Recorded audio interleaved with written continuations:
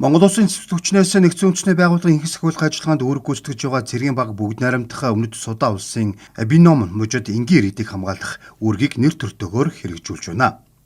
2026 оны 2 дугаар сарын 14-ний өдрөөс эхлэн тус бүс нутагт үүссэн нөхцөл байдлын улмаас 1000 гаруй иргэн мөн 2 дугаар сарын 27-ны өдөр 400 гаруй иргэн хамгаалт хүсэж баазад нэвтэрснийг Монгол цэргүүд шуурхай хүлээн авч нийт 1400 гаруй энгийн иргэнийг хамгаалтанд аван ажиллажээ.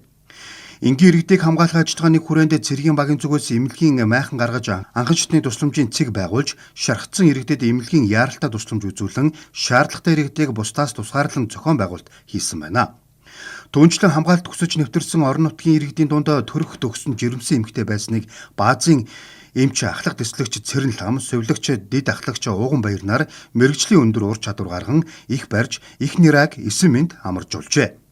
Монгол Улсын цэцлэгчний цэргийн алба хаагчид инхс ахиулах үүргийн хүрээнд энгийн иргэдийн аюулгүй байдлыг хангах хүмүүнлэгийн тусламж үзүүлэх чиглэлээр хариуцлагатай шуурхай мэрэгжлийн түвшинд ажиллаж байгааг энэхүү үйл ажиллагаа илтгэн харуулжээ.